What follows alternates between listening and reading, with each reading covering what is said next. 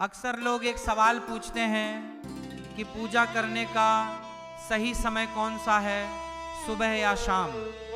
कई लोग कहते हैं कि सुबह की पूजा ही श्रेष्ठ है और कुछ कहते हैं कि शाम की आरती अधिक प्रभावशाली होती है। तो क्या भगवान भी समय देखकर स्वीकार करते हैं या भाव देखकर? सबसे पहले एक सरल बात समझिए, भगवान समय से बंधे नहीं हैं, लेकिन हमारा मन समय से बंधा है। पूजा का समय इसलिए महत्वपूर्ण है क्योंकि वह हमारे मन की अवस्था को प्रभावित करता है। सुबह का समय क्यों अच्छा माना गया है? क्योंकि सुबह मन अपेक्षाकृत शांत होता है।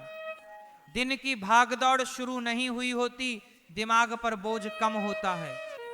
जैसे खाली कागज पर लिखना आसान होता है, वैसे ही सुबह के शांत मन में भक्ति गहराई से बैठती है।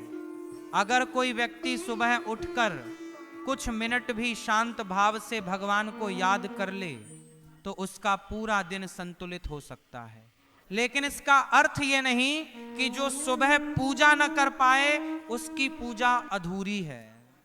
जीवन में सबकी परिस्थितियां अलग होती हैं। कोई नौकरी पर जल्दी निकलता है, कोई रात की ड्यूटी करता है, कोई घर के कामों में व्यस्त रहता है। ऐसे में शाम का समय भी उतना ही पवित्र हो सकता है। शाम की पूजा का महत्व इसलिए है क्योंकि दिन भर की थकान के बाद मन को विश्राम चाहिए होता है। शाम को जब हम दीपक जलाते हैं तो केवल कमरे में प्रकाश नहीं होता, मन में भी एक शांति आती है। जैसे दिन भर की धूल धोकर शरीर साफ होता है, वैसे ही शाम की प्रार्थना दिन भर की उलझनों को हल्का कर देती है।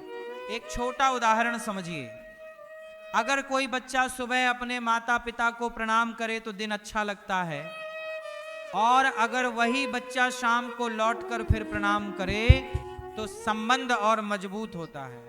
उसी तरह भगवान से जुड़ाव केवल एक समय पर सीमित नहीं है। सुबह शुरुआत का समय है, शाम समर्पण का समय है। इसी बीच आपसे एक छोटी सी बात कहना चाहता हूं।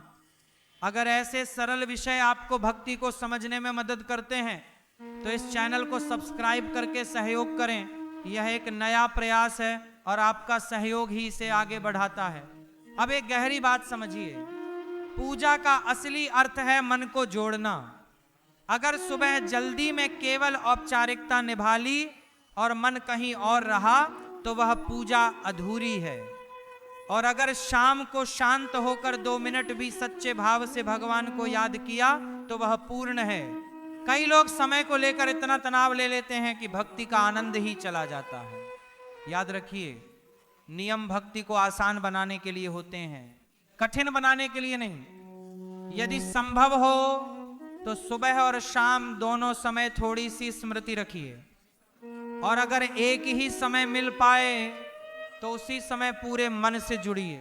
अंत में बस इतना समझ लीजिए कि भगवान को समय नहीं, सच्चा भाव चाहिए। सुबह हो या शाम, जब मन सच्चा हो, वाणी नम्र हो और स्मरण स्थिर हो, वही समय सबसे श्रेष्ठ है। भक्ति का मूल्य घड़ी नहीं तय करती, मन की स्थिति तय करती है। अब एक और बात समझिए, कई लोग पूछते हैं कि अगर सुबह पूजा न हो पाए और शाम भी छूट जाए तो क्या करें? यहाँ एक सरल उपाय है, दिन में कुछ क्षणों का स्मरण।